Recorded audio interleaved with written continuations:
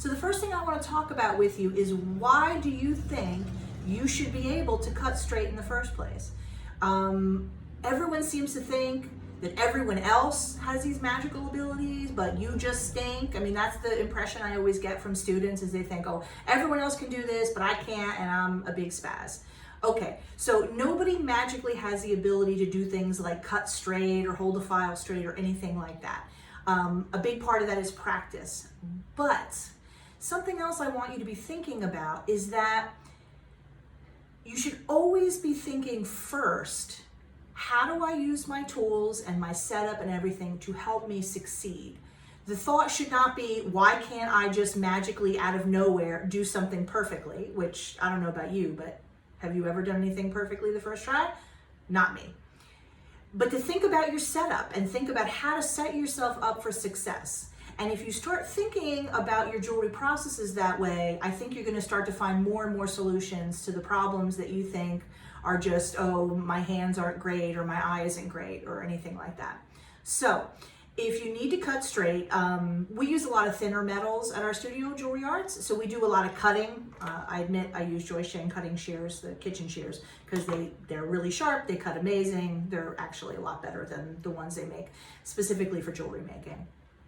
So the first thing you want to do is, when you're cutting and things like that, most of us don't realize that we're sitting in some kind of contorted position. We're off to the side, our legs are crossed, whatever.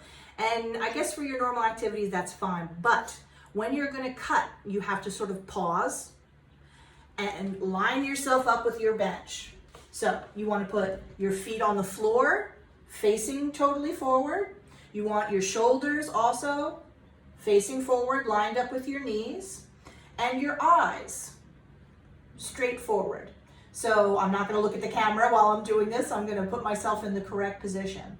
Because apparently a lot about cutting, I have found over the years, is actually about your torso. 99.9% of the time when I come over and I see a student cutting, they're doing something like this.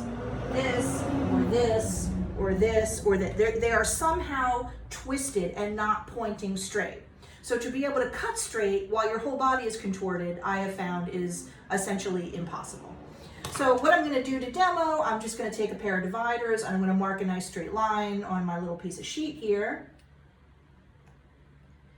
And I'll show you how to cut it.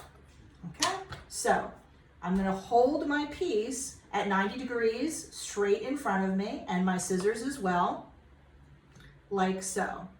Okay, and I'm going to keep my eyes forward.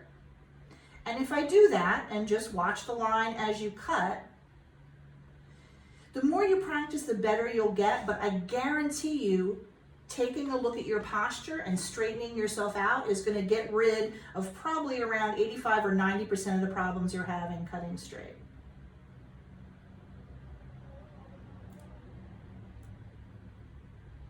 Just like so. Okay, now hopefully you can see that these are pretty straight. I'll hold them up, but please just take my word for it. They're pretty straight.